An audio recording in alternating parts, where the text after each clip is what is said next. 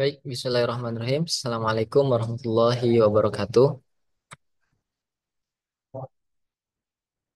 Alhamdulillahilladzi an'ama alaina wa hadana ila dinil Islam. Asyarafana bi risalati sayyidil anam.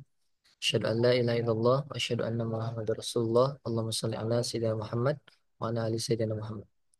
Baik, teman-teman, kita kembali lagi di acara Winstreak Ramadan yang diselenggarakan oleh LSPI, LDK Kalam UPI dan juga LDK UMI Unicom, yang insya Allah pada pertemuan kali ini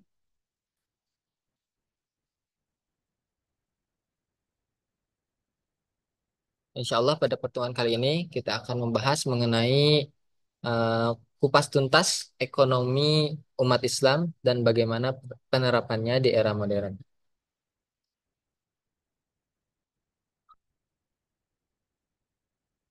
Baik, sebelumnya eh, kita pengenalan dulu bahwa LSPI adalah lembaga pengkajian, lembaga studi politik Islam yang berfokus pada pengkajian atau studi Islam mulai dari ekonomi, politik, pemikiran Islam, hingga sejarah dan peradaban yang diambil dari sudut pandang Islam yang berbasis di UIN Sunan Gunung Jati Bandung.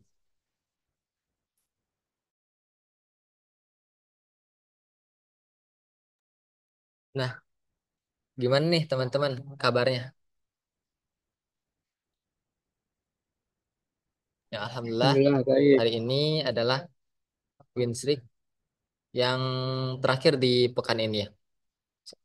Yang di penghujung Ramadan ini insya Allah kita akan membawakan tema mengenai kupas tuntas ekonomi umat Islam dan bagaimana penerapannya di era modern, yang akan dipandu langsung oleh saya sebagai moderator Ramadan Muzaki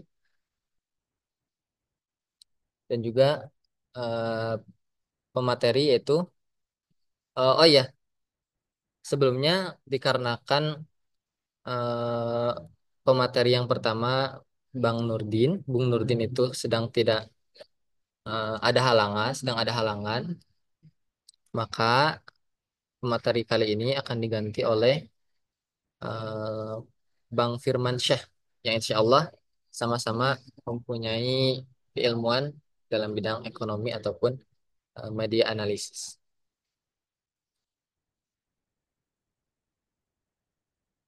Baik, saya kenalkan dulu terhadap pemateri yaitu yang bernama Kang Firman Syah. Beliau berasal dari Bandung dan juga sebagai Direktur MIC atau Media Analysis Center yang berfokus kepada pengkajian media ataupun menganalisis media-media hari ini.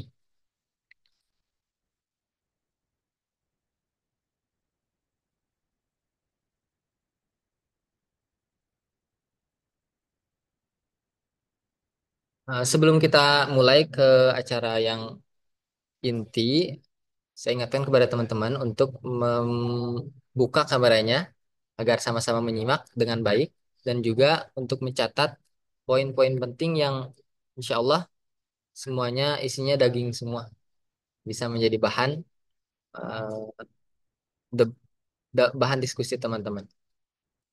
Dan juga saya ingatkan kepada teman-teman bahwa untuk mengikuti kajian tematik ini full sampai beres. Nanti saya share presensi kelas tematik Ramadan di kolom komentar. Langsung boleh teman-teman isi.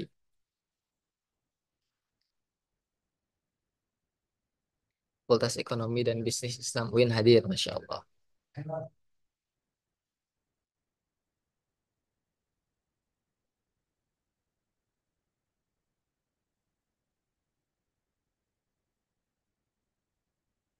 Baik, kita langsung ke pemateri, Kang Firman. Assalamualaikum, Kang.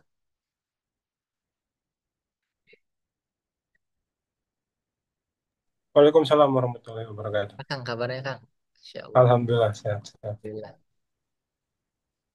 Kebetulan Kang Firman juga eh, sama-sama sebagai muslim kami yang insya Allah akan menemani teman-teman sore ini dalam kajian Winstrik Ramadan.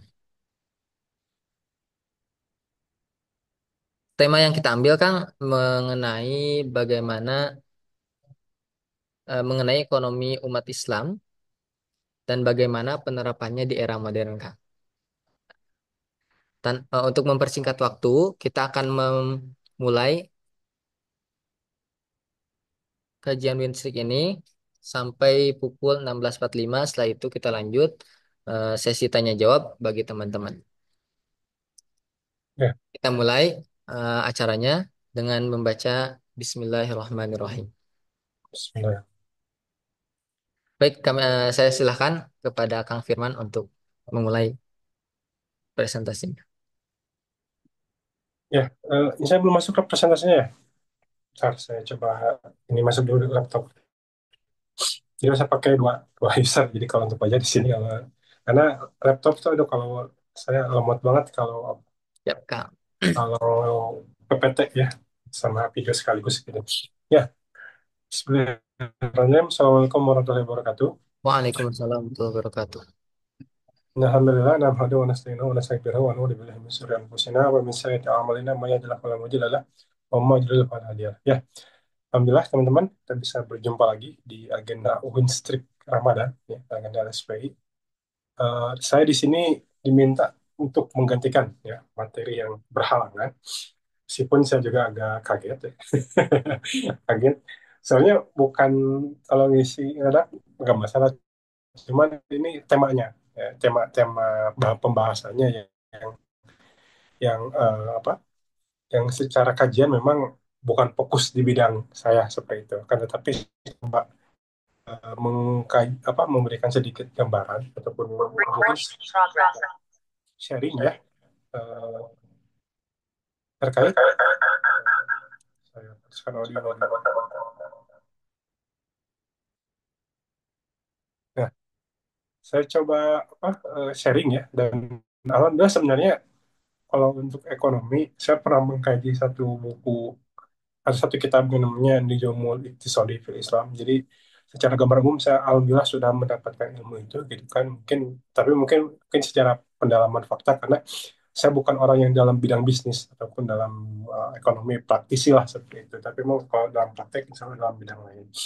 Nah, cuma di sini saya nanti akan coba kita ini ya. Sebenarnya pembahasan ekonomi ini luar biasa. Dan memang harus pemahaman faktualnya yang luar biasa juga ya.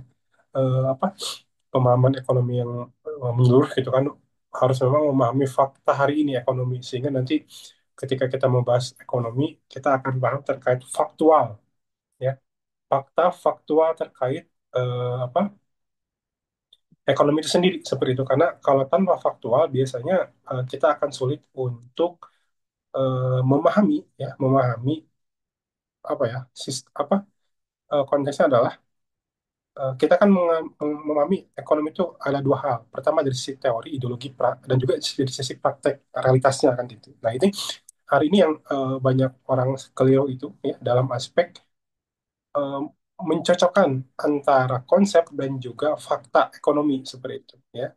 Teman-teman bisa nanti bisa dalami gitu kan. Kita coba nanti sharing berbagi terkait banyak fakta-fakta ekonomi yang kalau kita tidak up to date itu akan banyak hal yang keliru dalam memahami konteks ekonomi praktiknya pada hari ini seperti itu. Karena saking luasnya pembahasan dan juga fakta itu hari ini gitu kan, itu banyak hal yang memang apa ya fakta yang harus kita pelajari secara praktiknya gitu. Karena bisa jadi praktik dan teori itu nanti ada hal yang memang berbeda seperti itu. Nah, paling saya coba akan sharing di sini sedikit ya terkait penjelasan awal terkait bagaimana ekonomi itu konsep ekonomi ya seperti itu. Saya coba share dulu.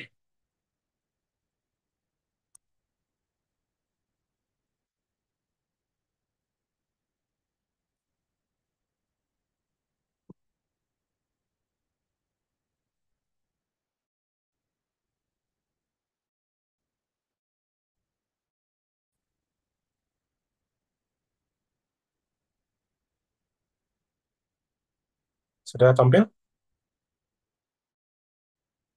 Ada ya? Nah, Sudah. teman-teman. Nah, di sini eh, kita coba dari awal dulu ya terkait ekonomi ya, seperti itu. Nah, ketika berbicara ekonomi itu nanti kita ada berbicara dua hal. Pertama ada sistem ekonomi, ada ilmu ekonomi. Ya, jadi memang itu sebenarnya bekal awal yang harus kita pegang bahwasanya dalam ekonomi kita harus membedakan mana ilmu ekonomi, mana sistem ekonomi. Apa bedanya? Nah, ilmu ekonomi itu adalah ilmu yang membahas tentang produksi, bagaimana membuat barang yang bagus, bagaimana menjual barang yang bagus, itu ekonominya. Mencari bahan baku, membuat produk yang bagus, dan bagaimana menjualnya. Adapun sistem ekonomi itu berkaitan dengan satu kepemilikan, ya, kepemilikan. Ya. Kemudian yang kedua adalah soal pemerataan. Ya. Jadi itu yang harus dipahami. Ya. Kenapa? Karena memang ada konsep perbedaan dengan. Jadi dalam sistem itu nanti ada sudut pandang yang memang nanti akan berbeda. Hari ini kalau kita bisa bandingkan, memang secara ekonomi itu kita ada tiga ekonomi besar yang memang secara garis besar itu ada secara teori kan seperti itu, yaitu sistem ekonomi Islam, sistem ekonomi kapitalis, dan sistem ekonomi komunis seperti itu. Nah, ilmu ekonominya pasti sama. Misalkan di Islam cara membuat barang yang bagus ya pasti sama dengan cara membuat barang bagus yang di sistem ekonomi lain. Tapi ketika membahas bagaimana pemerataan ekonomi, bagaimana kepemilikan, ya, bagaimana ekonomi itu disalurkan seperti itu. Nah, bagaimana riba? Nah, riba itu bukan ilmu ekonomi, riba itu adalah sistem ekonomi. Itu. Itu. Jadi itu yang membedakan antara sistem ekonomi dan ilmu ekonomi seperti itu. Kalau ilmu ekonomi kita misalkan kita belajar bisnis ekonomi kan gitu ya. Bagaimana mencari barang yang bagus, bagaimana membuat barang yang bagus, bagaimana menjual bagus, bagaimana cara pemasaran itu ilmu ekonomi.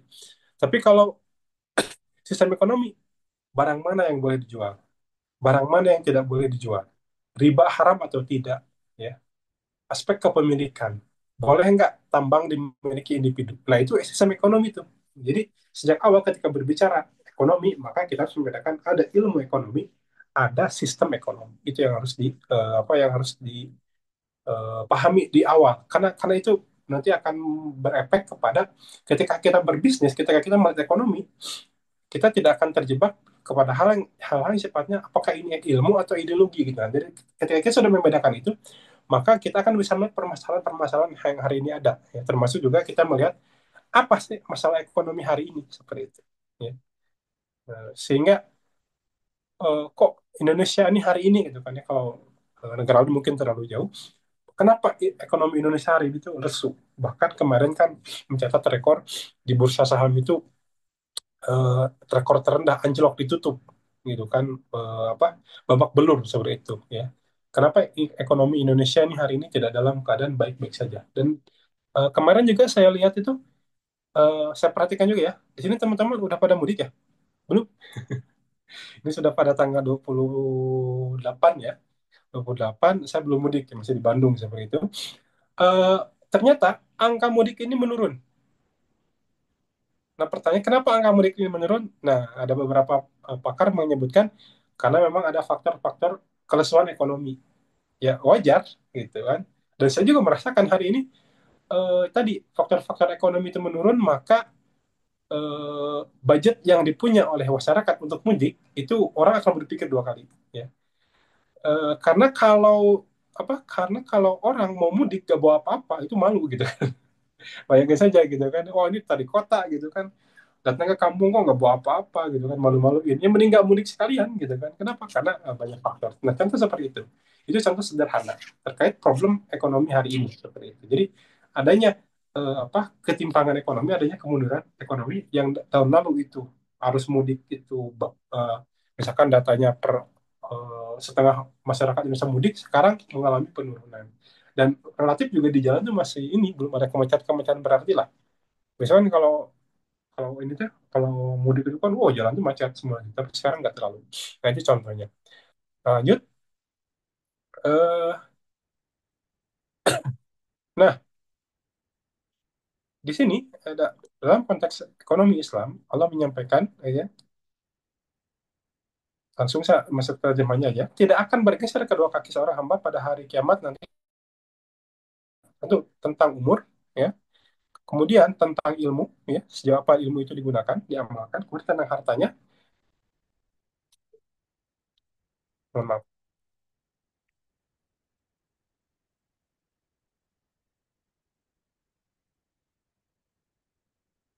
Nah, saya langsung aja ya. Oh, aduh. Ini lupa, bentar, saya tidak tutup. Ya.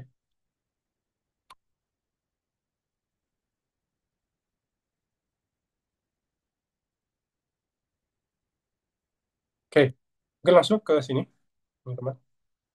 Nah, ini contoh atau hari ini dalam ekonomi kapitalistik ya, kita tuh akan dihadapkan kepada masalah satu masalah besar yang terjadi hari ini. Apa masalah itu adalah masalah distribusi kekayaan atau distribusi harta. Ya, teman-teman, contoh saya langsung ambil contoh yang sederhana aja.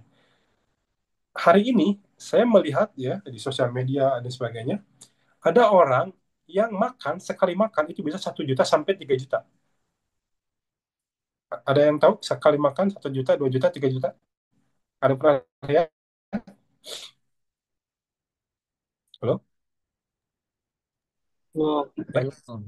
Ada yang tahu sekali makan 2 juta, 3 juta, 4 juta? Ya, sekali makan, sekali dinner lah bahasanya gitu. Nah, kalau teman-teman melihat ini apa orang-orang yang sering makan ini daging-daging wagyu-wagyu gitu lah, ya, daging-daging steak gitu kan, ketika masuk ke rumah makan steak, orang sekali makan, 3 juta murah ya, 4 juta murah ya. Tapi teman-teman lihat, 4 juta itu adalah standar gaji UMR. Bayangkan. Satu orang makan sekali 1,4 juta, sedangkan di belahan dunia lain ada satu orang gajinya 4 juta per bulan. Itu menunjukkan apa? Nah, itulah namanya ketimpangan ekonomi. Gitu. Jadi, ada orang sekali makan 4 juta dianggapnya murah, tapi buruh-buruh di Indonesia itu rata-rata gajinya 3 sampai 4 juta per bulan. Ya, bayangkan. Nah, inilah problem distribusi kekayaan gitu. Apa? Jadi di satu sisi banyak orang yang hartanya luar biasa tinggi gitu kan, bahkan kan orang 10 orang terkaya, 40 orang terkaya dunia, 10 itu ada di Indonesia gitu kan. Tapi mirisnya gitu kan, Indonesia menurut Bank Dunia itu berada di bawah garis kemiskinan sekitar 54%. Kalau pakai kalau pakai BPS itu di bawah 30. Kenapa? Karena Bank Dunia, kenapa bisa 50% lebih Indonesia di bawah garis kemiskinan? Karena pakai standar sehari $2. Kita kali $2 kali rupiah hari ini 16.000, berarti sekitar 32.000 per hari. Sedangkan kenapa BPS ya, Badan Pusat Statistik Nasional, ya, menempatkan Indonesia justru yang miskin itu cuma 30%? Karena standarnya 15.000 per hari. Jadi diturunin standarnya sehingga turun juga indikatornya gitu. Nah, ini problem gitu kan hari ini tuh. Nah, 91% kekayaan orang di Indonesia menguasai hampir 90% kekayaan orang Indonesia gitu kan, bayangkan. Tanah di Indonesia itu 90% udah dimiliki oleh konglomerat. Jadi kalau hari ini kita susah beli tanah mahal, bisa jadi tanah itu di konglomerat gitu. Ya. Jadi Indonesia dengan luas yang berpulau luar biasa jutaan kilometer, ternyata 90% sudah dimiliki oleh korporasi tanahnya itu. Ya. Makanya dulu kan kasus tanah ramai ya. Maksudnya gimana? Jutaan tanah tuh jutaan hektar tanah ya, bukan jutaan rupiah. Jutaan hektar tanah itu dikuasai oleh satu orang, dua orang dan sebagainya. Nah, ini problem ketimpangan ya, di mana kapitalisme punya problem ketimpangan. Yang kedua, kapitalisme jantungnya itu adalah apa? Jantung kapitalisme itu adalah ribawi. Ya. Kita coba bandingkan antara Indonesia dengan negara. Teman-teman ada tahu nggak negara yang nol pajak? Ada yang tahu negara apa? Ya kita coba interaktif aja ya, interaktif biar nggak ngantuk juga nih, karena sore puasa takutnya ngantuk gitu. Ya, ada yang tahu negara yang tanpa pajak, nol pajaknya, taxnya nol, 0%. Ada nggak? Anda tahu nggak? Halo, halo, pada kemana ini? Ada nggak orangnya? Nggak tahu, Kang. Pada tidur ya? Ya. Ada negara yang nol pajak. Apa contohnya? Contohnya itu negara-negara ini, negara-negara minyak.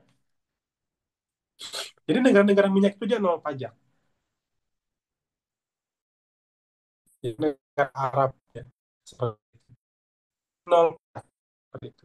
Nah, kalau Cina, nggak tahu Cina berapa ada pajak atau nggak, tapi kenapa Cina itu murah? Karena pajak juga gitu ya. Seperti itu. Nah, negara-negara Arab itu nol pajak. Indonesia pajaknya berapa? PPN-nya 12%. PPN itu apa coba teman-teman? Ya. Di Eropa itu negaranya pajak, tapi pajaknya bukan pajak PPN, tapi pajak penghasilan banyak. Jadi di Eropa itu rata-rata pajak penghasilannya itu 30 sampai 50%. Bayangkan. Ya. Jadi, nah di Indonesia pajaknya itu adalah PPN. Apa bedanya? Nah, ini bedanya ya. Karena ada tuh yang membandingkan pajak di luar negeri itu 40% katanya. Indonesia masih 12%. Beda. Ya. Di kita tuh PPN. PPN itu apa? Pajak produksi produksi dan juga ini apa pajak produksi gitu ya. Pajaknya itu apa? Pajaknya itu yang diambil itu dari bagaimana produksi barang dari nol sampai jadi itu ada pajaknya. Dan pajaknya itu enggak sekali tapi sesuai dengan rantai rantai distribusinya. Misalkan gini, teman-teman dari pabrik nih ya, pabrik apa? Pabrik besi. Artinya sebelum ada pabrik besi berarti apa? Ada tambang besi kan? Nah, dari tambang besi ke pabrik besi itu ada pajaknya 12%. Dari sekarang pabrik udah jadi, lalu dikirim ke distributor, kirim lagi dari ke distributor dipajaki 12% PPN. Dari distributor ke eceran dipajaki lagi. Ya. Nah, dari pengecer ke kita kemarin dipajakin lagi 12%. Jadi 12% itu bukan cuma kali itu satu, dua, tiga, bahkan 5 kali. Gitu kan. Termasuk apa barang yang kita beli ya, kayak makanan juga nih, kayak misalkan kita ke Alfamart ya. Beli Pocari Sweat misalkan ya, ataupun minuman yang lain, harganya berapa? 10.000 ya. Dari Alfamart ke kita itu ada PPN 12%. Dari Alfamart ke distributor ke Alfamart itu juga ada 12%. Dari distributor ke pabrik itu juga ada potongan pajak lagi 12%, ya. Belum dari pabrik, dari bahan bakunya ada lagi 12%. Ini luar biasa. Kenapa barang di kita tuh jadi mahal? Karena itu, karena pajaknya berkali-kali lipat. Ya, seperti itu. Ya, ya. Kenapa barangnya jadi mahal? Misalnya nih, kalau kita beli nih di Shopee ya, kok apa dan barang dari tas yang kalau kita produksi di Indonesia itu harganya bisa 100.000, tapi beli dari Cina itu harganya bisa 30.000 bahkan 20.000 dengan barang kualitas yang sama. Kenapa bisa lebih murah? Karena tadi di sana tidak ada pajak PPN yang berkali lipat itu, sehingga produk itu tidak mahal, murah gitu. Jadi sebetulnya apa mak itu harganya nggak akan setinggi itu gitu ya, produk-produk yang kita gunakan itu nggak akan setinggi itu ya. Itu problem pajak. Nah di Arab itu nggak ada pajak ya, dan di sana ya teman-teman harus tahu Arab itu kan punya eh, mata uang ya, dan negara Arab itu kan punya mata uang dia lebih tinggi dari dolar, kursnya itu lebih tinggi dari dolar. Kenapa? Karena dolar itu butuh minyak, sedangkan ketika Barat ya Amerika Eropa beli minyak ke Arab itu pakai, dan Arab gak mau pakai dolar tapi pakainya dinar. Jadi dinar dinar negara-negara Arab itu lebih tinggi daripada dolar nilainya. Ya. Jadi sebenarnya ada mata uang yang lebih kuat dari dolar seperti itu. Itu kenapa? Karena ada tadi ada daya tawarnya gitu loh seperti itu. Dan di sana harga itu stabil, ya, nggak ini, nggak apa, apa, nggak kayak di kita BBM naik ikut naik, kurs rupiah jatuh ikut jatuh. Jadi ekonominya nggak stabil kan seperti itu.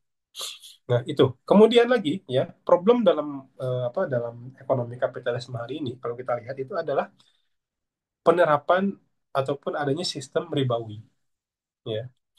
Kenapa itu sistem ribawi itu adalah sistem yang problematik luar biasa gitu kan.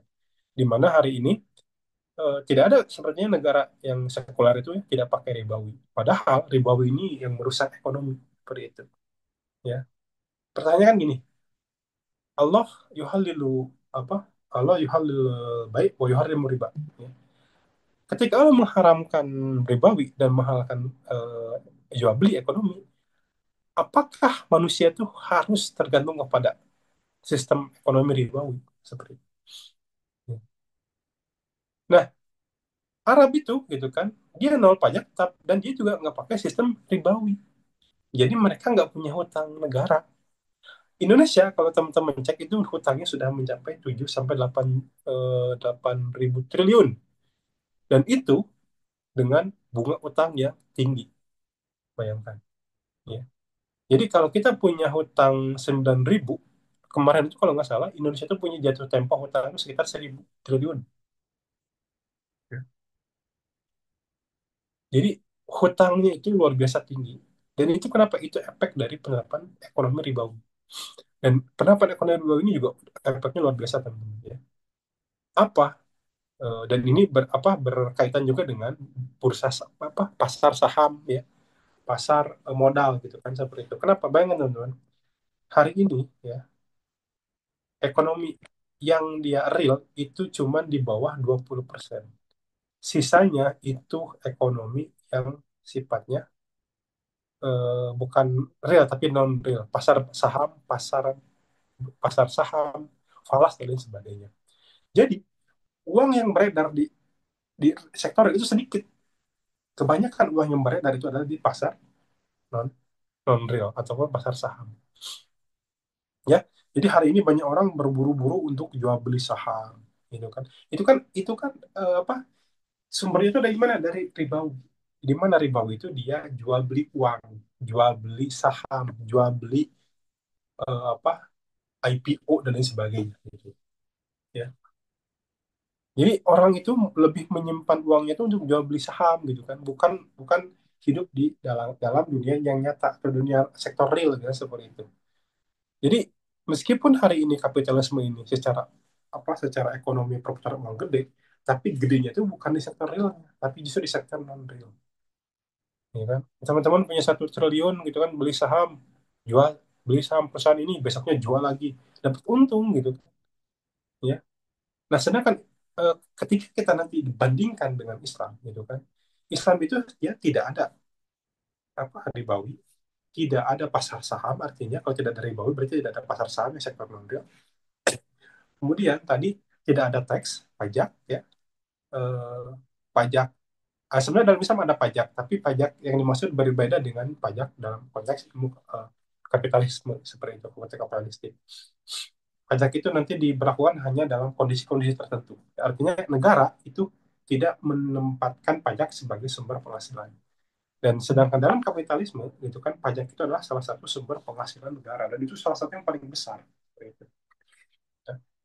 Ribawi. Kemudian juga pemerataan ekonomi. Nanti dalam Islam itu ada namanya pengaturan kepemilikan. Nah, dalam konteks kapitalisme itu tidak ada pembagian pemisahan kepemilikan. Nah, itu jadi problem, ya.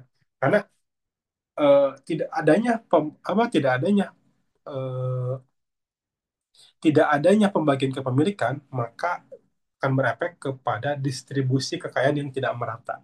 Seperti itu. Nah, contoh ya, hari ini kan gitu. Ada orang ya yang dia punya 16 perusahaan yang mengelola apa? Tambang. Ada yang tahu siapa orangnya? Ya. Satu orang punya 16 perusahaan dan dia mengelola tambang. Ya. Dan tambang itu bukan tambang milik negara, tapi milik pribadi. Ya. Bayangkan kayanya orang ini. Ya. 16 perusahaan tambang. Nah, kenapa hari ini menjadi ada problem ketimpangan gitu kan? Kenapa? Karena hari ini negara tidak membatasi aspek-aspek kepemilikan. Ya. Kalau dalam Islam kita akan mengenal ini, ya. Nah, dalam Islam itu nanti akan mengenal namanya tiga kepemilikan. Yang dimana ketika ketika tiga kepemilikan ini diterapkan dalam aspek ekonomi, itu nanti akan mengatur distribusi harta yang tidak akan terjadi kejomplangan atau ada tidak akan terjadi namanya ketimpangan kepemilikan harta. Ya. Jadi jika dalam misal nanti akan membagi ekonomi itu kepada kepemilikan tiga aspek, kepemilikan individu, umum, dan negara. Nah, dalam konteks kapitalisme hari ini kan tidak ada pembagian itu. Setiap orang itu boleh punya tambang, orang boleh punya pulau bahkan gitu kan di luar negeri itu orang punya pulau boleh. Orang boleh punya ladang tambang kilang minyak, tambang batu bara, tambang emas, bahkan air gitu kan itu bisa diprivatisasi seperti itu. Padahal kalau kita bandingkan dengan Islam, Islam memiliki tiga kepemilikan. Pertama individu, yang kedua kepemilikan umum, yang keempat adalah kepemilikan negara. Nah, kepemilikan individu itu apa? Kepemilikan individu itu yang sifatnya kebutuhan, ya. Seperti apa? Rumah, mobil, motor, pakaian, sebagainya itu boleh. Yang kedua, kepemilikan umum. Kepemilikan umum itu apa? Kategorinya adalah air, rumput, dan api. Air itu dikatakan sebagai sumber air. Bisa jadi laut, ya, sumber air. Ya. Kemudian juga yang kedua itu adalah padang rumput. Nah, ini problem di hari ini yang tadi sampaikan di awal. 90% tanah di Indonesia itu sudah dimiliki korporasi. Dan ini adalah privatisasi pertanahan. Jadi korporasi tanah, gitu kan. Nah, tanah itu adalah nanti di sana tuh ada apa? Ada kebun, perkebunan, ada ladang, ya. Yang dimaksud tanah yang dia dikelola milik umum itu adalah padang rumput, gembalaan. Harusnya ya hutan itu nggak boleh dimiliki oleh korporat dan juga oleh individu. Harusnya adalah kepemilikan umum gitu. Artinya apa? Harusnya negara yang apa? Yang mengelola itu dan hasilnya itu nanti diberikan kepada publik, kepada masyarakat. Tapi hari ini tambang minyak, batu bara, emas, nikel, timah itu justru dimiliki oleh individu. Makanya hari ini bisa jadi ada orang yang kekayaannya melebihi negara. Gitu. Kenapa? Karena tadi ada sektor-sektor yang harusnya dimiliki oleh umum tapi dimiliki oleh individu. Sehingga ekonomi jadi timpang gitu kan. Nah, sedangkan dalam Islam tidak mungkin seseorang itu punya kekayaan bahkan melebihi negara. Kenapa? Karena sektor-sektor yang sifatnya publik ya, yang mampu memberikan keuntungan yang besar ya, itu tidak boleh dimiliki oleh individu tapi harus dikuasai oleh apa harus menjadi milik umum, bukan dikuasai oleh negara ya beda. Ya. Nah, yang ketiga kepemilikan negara apa fa'i khoroj gitu kan dan sebagainya, fasilitas umum, jalan dan sebagainya itu milik negara seperti itu, dikelola oleh negara.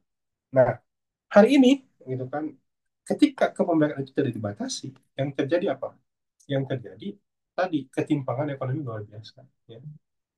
Saya sebut sajalah siapa ada Lord yang sering disebut Lord ya, dan dia apa ya? Dia pejabat publik tapi pebisnis juga.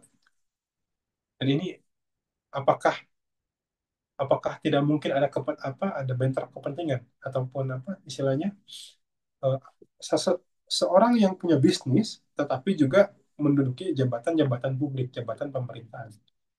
Apakah tidak mungkin ada public interest gitu kan di sana? Ya. Saya pikir mungkin gitu, dan itu terbukti faktanya. Ya. Kemudian apa itu ya problem ekonomi hari ini, pemerataan harta, problem kepemilikan, problem ekonomi ribawi yang itu bersumber kepada di mana hari ini negara hanya fokus kepada ekonomi non real. Ya, bayangin ekonomi itu gimana? Dia beli beli kertas gitu loh.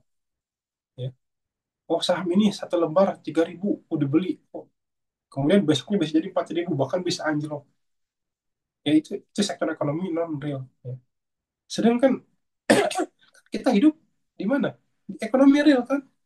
Kita butuh rumah, kita butuh barang, kita butuh apa beras, kita butuh ikan, ayam, seperti itu. Dan itu semua hari ini gitu kan, kebutuhan-kebutuhan yang sifatnya sektor real itu harganya tidak stabil. Dan itu emang efek dari penggunaan sistem ekonomi ribawi yang bersandarkan ekonomi juga kepada apa? Fiat money. Ya, bayangkan apa? Ketika rupiah jatuh, ya, itu kan nilainya jadi menurun kan seperti itu. Ya. Nilai mata uang Indonesia jatuh di depan dolar. Orang yang tadinya ekspor apa? eh, Ekspor minyak gitu, atau ekspor ini bahan-bahan baku atau ekspor kursi ke luar negeri. Ketika jatuh, itu kan jadi penghasilannya jadi sedikit, lebih sedikit. Ya, seperti itu. Tapi itu akan untung kalau yang dia belinya dolar. Tapi kalau dari di standarnya pada rupiah, dia akan jatuh. Gitu. Itu apa terkait dengan fiat money. Dan itu fiat money juga ini jadi problem juga. Problem yang juga memang tidak bisa kita hindari. Ya, kenapa? Karena bayangkan, saya misalkan ya, waktu pernah ke Malaysia, nuker 100.000, ketika ditukar kepada ringgit Malaysia, itu cuma jadi 35 ringgit. Ya. Jadi 30 ringgit. Jadi 100.000 cuma jadi 30 ringgit. Sedangkan harga-harga 4 ringgit, 5 ringgit. 100.000 tuh kayak nggak ada apa, nggak ada gunanya gitu di sana tuh. Sekali makan aja 9 ringgit, 30.000, 35.000 sekali makan. Jadi 100.000 itu cuma bisa 3 kali makan. Ya. Kalau di sini kan 100.000 bisa beli apa, 15.000 masih bisa makan. Ketika ditukar ke ringgit, nah itulah fiat money gitu. Ketika dia dikonversi ke mata uang lain gitu kan, yang dia karena uangnya itu bukan bukan real ya, fiat money, maka nilainya jadi rendah. Jadi bawa 1 juta ke luar negeri, itu nggak ada guna, nggak ada artinya, gitu kan seperti itu. Ya, itu ya seperti itu. Udah jam berapa sekarang?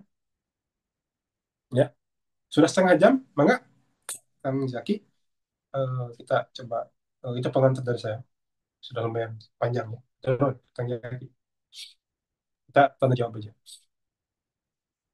Halo? Baik, terima kasih Kang Firman.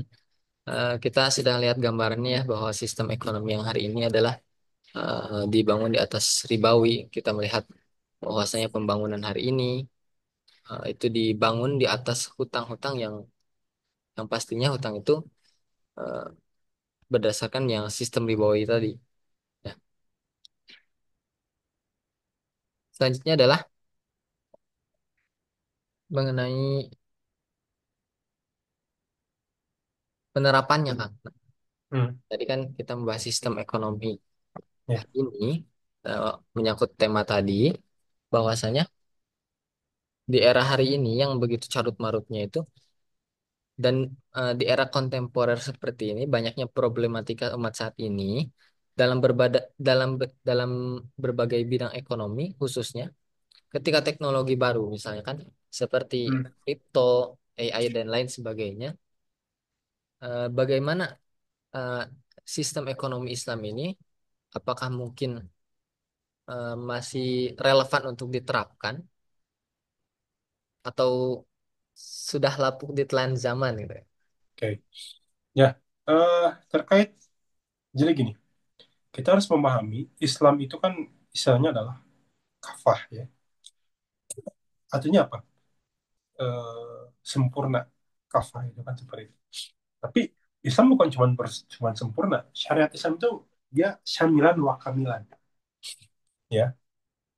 Syumul syamilan wa kamilan. Maksudnya gimana? Eh, Ketika membahas satu perkara, Islam punya karakter, dia pertama dia menyeluruh. Menyeluruh itu gimana? Tidak ada yang tidak dibahas dalam Islam. Pasti dibahas, termasuk juga fenomena media sosial. Itu pasti Islam punya jawaban. Yang kedua, Islam bukan cuma membahas, tapi juga dia syumul.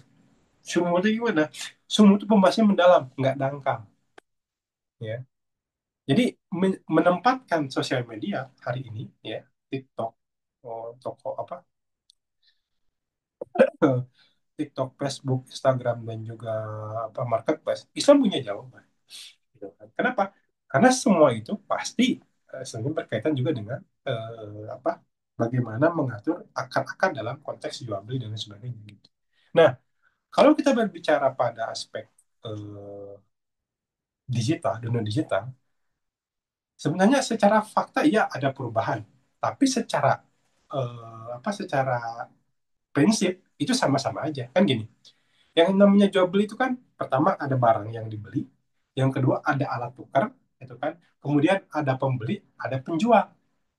Nah, dalam Islam jual beli itu harus ridho kedua belah pihak, ya. Nah, konteksnya dalam hal aplikasi, ya, konteksnya dalam sosial media, ya, itu juga sudah kita bisa dibahas juga. Maksudnya gimana? Kan gini, kita di TikTok itu jual beli dengan siapa? Ya. Kan ada penjualnya di sana kan, ada tokonya. Nah, kita beli. Eh, dan kita sebagai pembeli, nah, kita jual beli dengan akad yang sudah kita sepakati. Di sana dicantumkan harga sekian, ada ongkos kirimnya sekian, ada pihak lain lagi yang terlibat jasa apa. Jadi si aplikasi itu sebagai makelar tadi. Aplikasi adalah berposisi sebagai makelar yang menghubungkan pembeli dan penjual. Ya.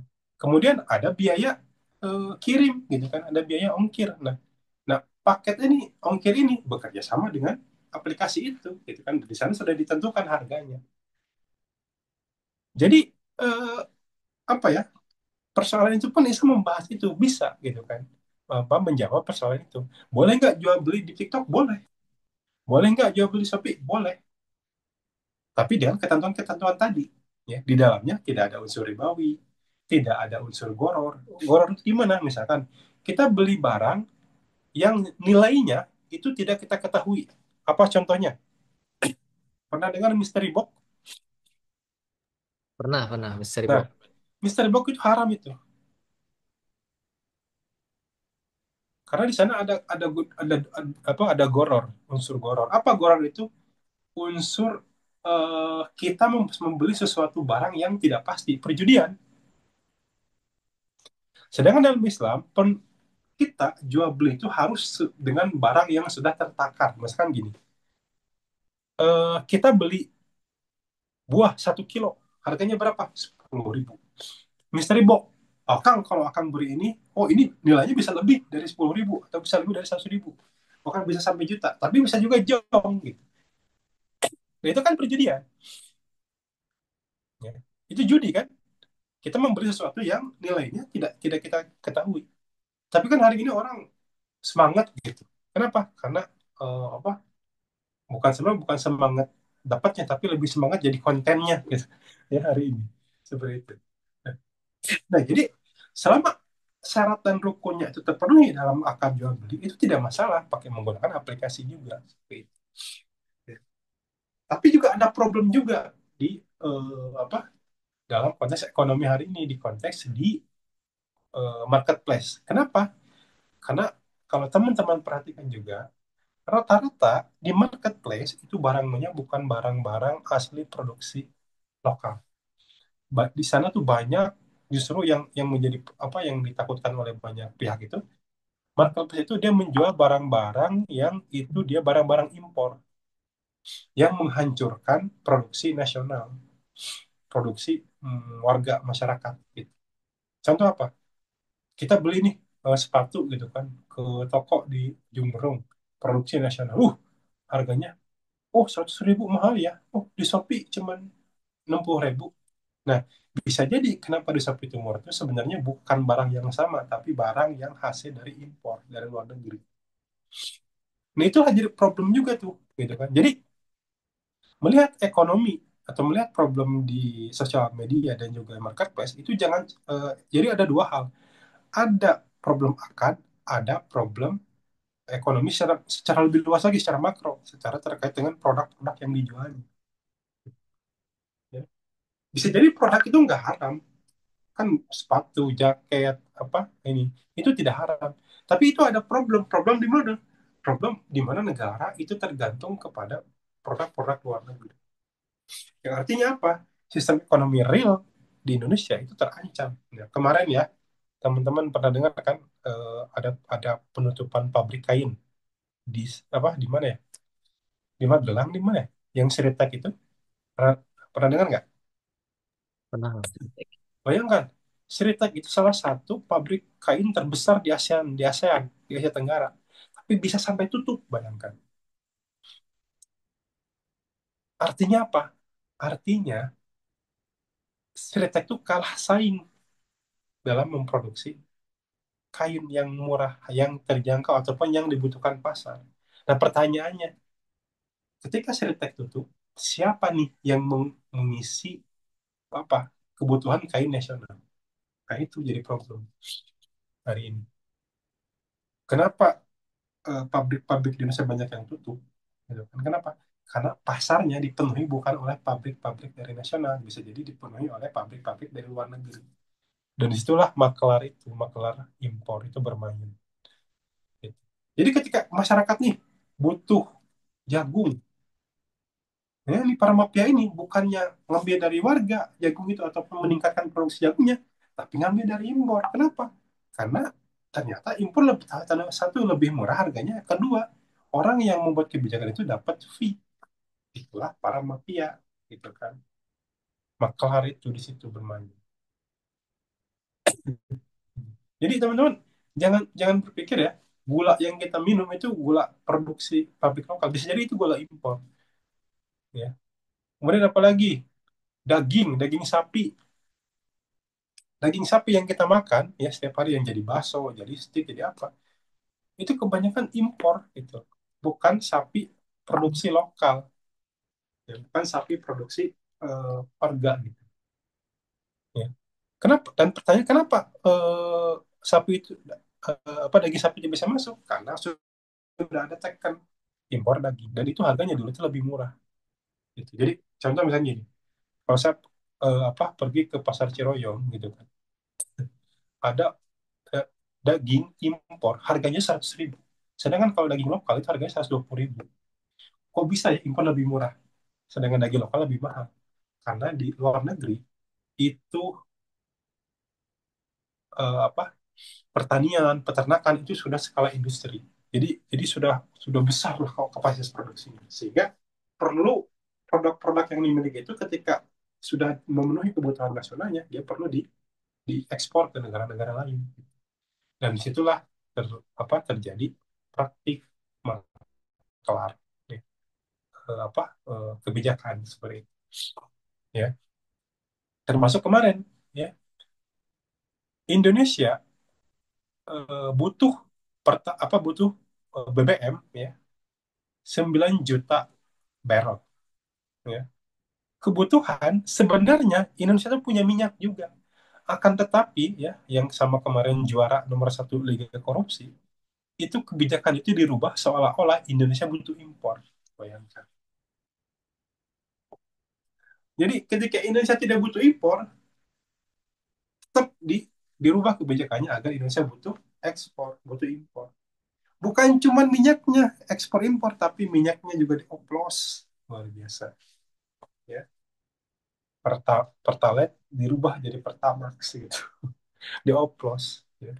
Jadi ini problem ekonomi yang sangat luar biasa hari ini. Seperti itu. Ya, kembali kepada tadi marketplace, ada Islam mampu memberikan aturan. Ya.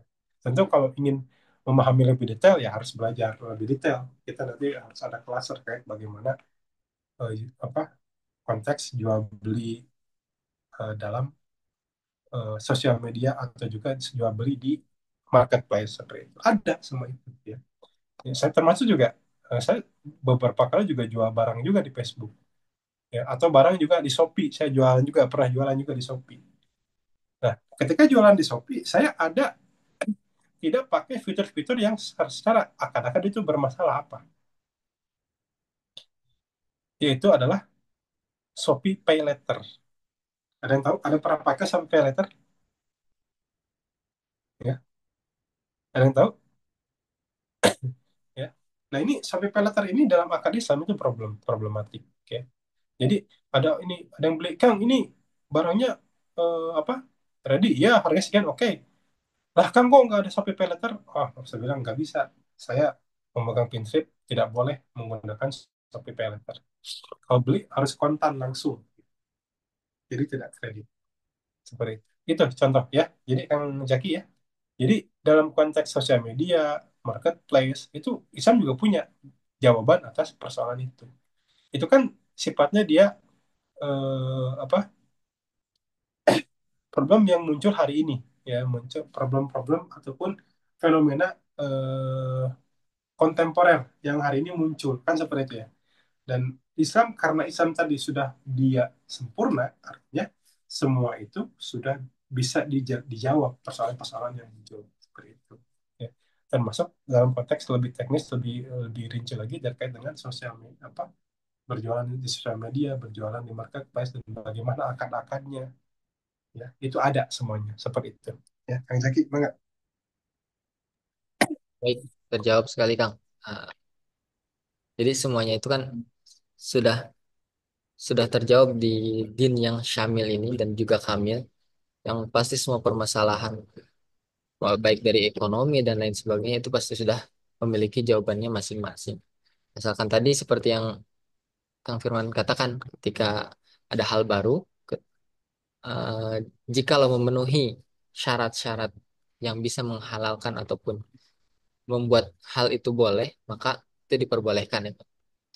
Nah, karena melihat waktu yang sudah menunjukkan pukul 16.46, kita lempar ke peserta ya Kang ya, Ya, enggak, ada pertanyaan masuk. pertanyaan. Dari Kang siapa ini? Aska. Dari Kang Azka Win. Izin bertanya Ustadz, terkait boikot produk Israel, itu solusi yang signifikan secara ekonomi atau hanya inklusif, kali inklusif masalah Impulsif. ideologi? Karena andai boikot itu sukses, kita sukses membuat ribuan Muslim di PHK. Saya pribadi dilema secara moral gitu. Ya, Oke. yang fenomena hari ini kan, Ya, dilema antara boikot atau tidak gitu. Silakan Kang. ya, terkait boykot ya, kita harus memandangnya dari dua hal ya. Pertama, secara ekonomi, ya, secara dampak ekonomi. Tapi yang penting semua secara ideologis, ya, atau secara politik. Ya. Kan gini, ketika hari ini Israel menjajah Palestina, ya, pertanyaannya, apakah boykot ini jadi solusi? Itu dulu, sebenarnya gitu. Ya, apakah boykot itu jadi solusi tuntas atau jadi jadi jawaban atas permasalahan utamanya? Saya pikir tidak. Ya. Kenapa? Meskipun secara dampak ekonomi ada ya boykot itu, tapi tidak menyelesaikan masalah penjajahannya. Oke, mungkin bisa jadi pemasukan Israel berkurang, tapi pertanyaannya sampai kapan itu terjadi boykot itu? Dan apakah semua negara Muslim melakukannya? Ya, dan faktanya tidak semua negara Muslim melakukannya. Jadi tidak semua negara Muslim itu bersepakat atas boykot itu. Kenapa? Karena banyak juga negara-negara Muslim yang sudah kerjasama dengan Israel, termasuk di Indonesia. Indonesia kan produk-produk Zionis itu nggak di ini kan, nggak diboykot kan, ya. Yang terjadi boykot ini satu secara individu, secara orang per orang kan gitu, ya. Ya misalnya kita nggak beli produk Unilever, kita tidak beli Starbucks, kita tidak beli produk-produk yang memang itu produknya Zionis Israel kan seperti itu. Ya, secara individu juga itu mungkin bisa kita lakukan karena itu adalah tanggung jawab moral kita dan juga tanggung jawab keimanan kita gitu kan. Masa saudara kita dijajah tapi kita malah memperkaya penjajahnya gitu ya, nah seperti itu. Jadi ada dua hal, secara nilai itu benar ya, harusnya seperti itu ya, negara penjajah itu tidak diberi ruang gitu kan, ataupun diputus hubungannya, tidak ada hubungan diplomasi. Jadi harusnya yang dilakukan itu oleh negara langsung, putus diplomasi, produknya nggak masuk, jadi nggak perlu ada boykot sebenarnya ya. Tapi kan itu diserukan kenapa? Karena fakta di lapangan negara-negara mereka justru tidak melakukan boykot gitu ya. Bahkan secara politik negara-negara yang punya hubungan itu yang bahkan tidak dulunya tidak punya hubungan diplomatis sekarang menormalisasi hubungan dengan Israel. Nah, jadi secara ideologis boykot produk itu tidak terlalu berpengaruh ya. Harusnya gimana? ya harusnya hilangkan problematiknya apa? Negara penjajahnya siapa? Israelnya. Harusnya Israelnya kita singkirkan, kita hilangkan. Ketika negaranya dihilangkan, nggak perlu ada boykot. Nanti juga produknya hilang. Seperti itu. Tapi kan hari ini Israel masih eksis, masih menjajah, masih melakukan genosida, dan produknya masih merajalela di mana-mana, gitu kan. Artinya secara politik Israel ini kuat, dan dia bisa mengendalikan negara-negara Muslim yang lain, gitu kan. Ya, bukan cuma bisa mengutuk, cuman bisa apa melaknat secara verbal gitu kan, tapi secara kebijakan nggak ada berpengaruhnya. Ya. Harusnya gimana? Harusnya perang itu Israel itu, bukan cuma boikot produknya. Betul, secara moral kita juga harusnya memboikot produknya. Tapi kan faktanya, kayak kita udah tahu Israel itu penjajah, tapi kenapa produknya itu masih berkeliaran di kita? Kan harusnya negara punya komitmen, ya Indonesia sebagai negara dengan populasi muslim terbesar di dunia, tapi negaranya tidak melakukan boikot, kan gitu. Nah itu kan jadi itu problem hari ini, ya itu problematik seperti itu. Sehingga apa? Sehingga problemnya itu nggak selesai. Harusnya gimana? Harusnya hilangkan penjajahnya, ya. Nanti produknya juga hilang. Seperti itu. Ya. Itu, itu ya Kang Zaki. Jadi memang itu kebijakan apa ya? Impulsif betul, ya. Kenapa? Seolah-olah ingin menyelesaikan, sebenarnya tidak menyelesaikan masalah. Harus jujur gitu, ya. Jadi itu memang campaign yang dibuat karena apa? Karena negara-negara yang harusnya memiliki kekuatan untuk menghilangkan penjajah itu apa? Memilih untuk diam. Dan itu direspon oleh warga. Sedangkan warganya, publiknya, masyarakat Islamnya, pengennya negara itu memboikot dan juga bahkan memerangi. Tapi karena negaranya tidak melakukan hal itu, ya mereka cuma bisa melakukan, ya udah kalau gitu mah ya kita boikot aja dulu produk-produknya. Yang mudah-mudahan secara ekonomi ada dampak. Betul, secara luas itu ada dampaknya. Bahkan di Barat pun ya, yang tanda kutip bukan Islam, banyak juga yang melakukan boikot-boikot itu. Ya. Dampaknya ada, tapi tidak terlalu signifikan seperti itu. Ya. Karena juga faktanya Israel juga banyak memasukkan produk-produk ya, yang seolah itu bukan produknya Palestina, pada produk mereka. Jadi teman-teman kalau ada menemukan ini produk Palestina, jangan percaya. Karena kan Palestina itu negaranya udah dikepung sama Israel. Artinya ada produk yang keluar dari Israel itu adalah produk yang dicap sama ataupun yang sudah lolos seleksi ataupun perizinan dari Israel. Jadi ketika kalian kurma Palestina itu nggak boleh percaya, itu pasti dari Israel, bukan dari Palestina. Seperti itu. Nah, secara moral, secara iman itu perlu kita menghindari membeli produk-produk Zionis itu. Kenapa? Karena itu bagian dari kesadaran kita. Tapi untuk konteks menyelesaikan problem, nah itu tidak akan selesai seperti itu. Ya, itu Kang Zaki. Ya, Seperti itu, Kang Azka ya. Jadi mengenai boykot tadi, boykot itu perlu, tapi ada yang lebih perlu yaitu menyelesaikan akar permasalahannya itu. Seperti itu, Kang Azka. Mungkin ada pertanyaan lagi, Kang. berarti yang masuk tuh. Dijawab secara singkat saja ya. Ya, Ya. ini ada pertanyaan. Izin bertanya ada dua. Apakah ekonomi Islam dapat diterapkan di masa kini? Bisa. Ya. Di tengah-tengah ekonomi dunia yang umumnya masih kapitalis. Sebagai wujud konkret dari kamu binafsi, Quraisy, Quraisy, Quran surat Quraisy, tentu wajib mewujudkan ekonomi Islam yang mandiri. Namun, apakah tetap bisa tergantung bermuamalah dengan negara ini yang notabene tidak menggunakan sistem Islam? Karena tetap muamalah artinya kita mencampur adukan ekonomi Islam dengan yang lain. Ya, Vesena bisa dijawab tidak. Jadi gini, bisa, bisa, tetapi hanya sebatas individu-individu saja, tapi tidak secara sistem ekonomi. Tapi kalau pertanyaannya apakah relevan, insya Allah relevan. Makanya kita harus melakukan pengkajian secara mendalam. Ya. Maksudnya gini, kalau dalam tataran fakta realitas hari ini, secara ekonomi yang sifatnya masih kecil, apa atau mikro itu masih bisa gitu. Ya kita bisa menghindari riba yang kita mampu. Contohnya apa? Ya kita tidak pakai bank-bank konvensional, kemudian kita juga tidak kredit yang ada di dalamnya akan ribawi gitu kan.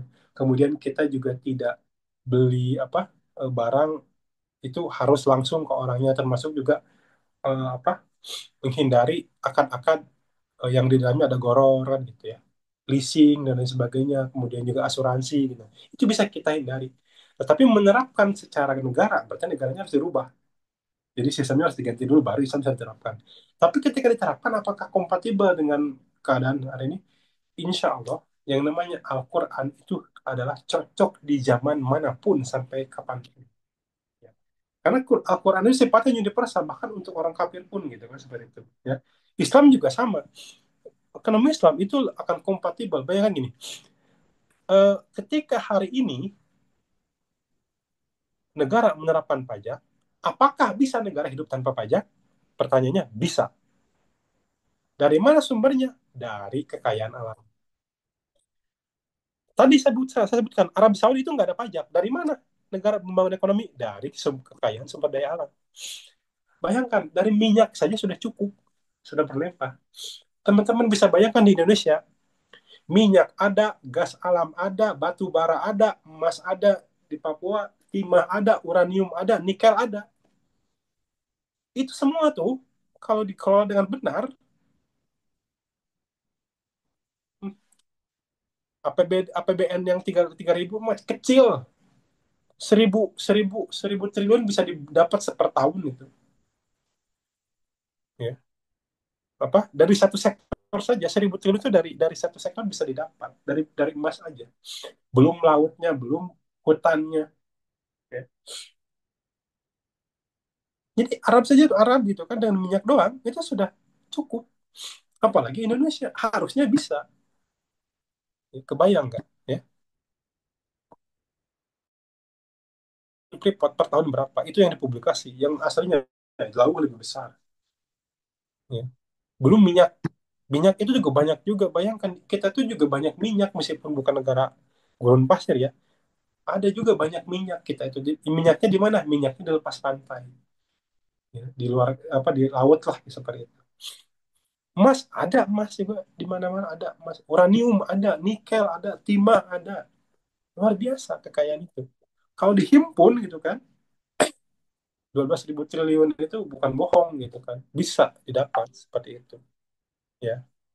Itu mungkin Kak Jaki ya. Jadi bisa kompatibel, ya.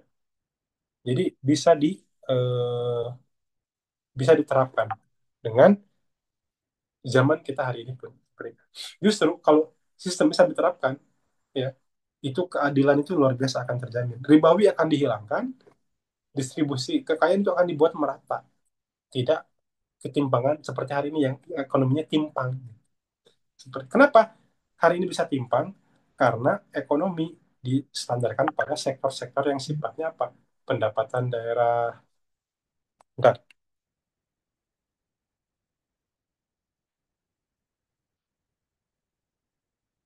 ya pendapatan daerah. Tapi apa?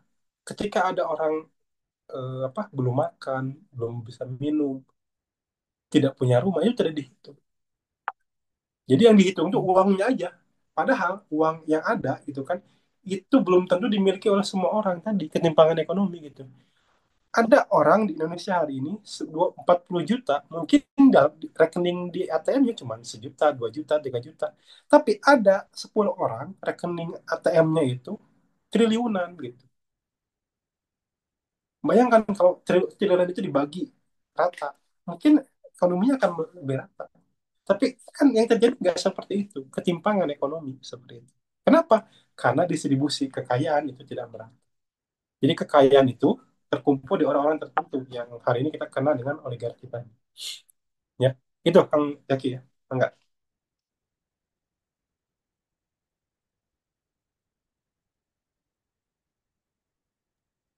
Baik, Sudah ada lagi?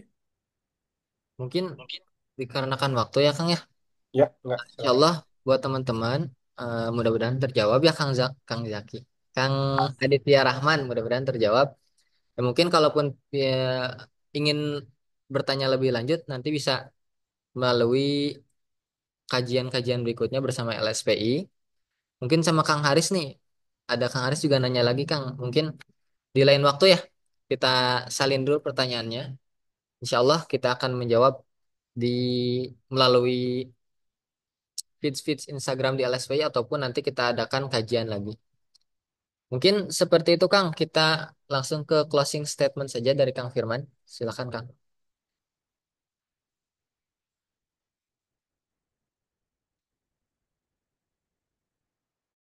Bukan sesuatu yang mudah sebenarnya. Ini kenapa? Karena kita harus membandingkan beberapa aspek. Pertama, kita harus mempelajari sistem-sistem yang ada, ya, sistem yang ada. Yang kedua, kita harus tahu fakta ekonomi, ya.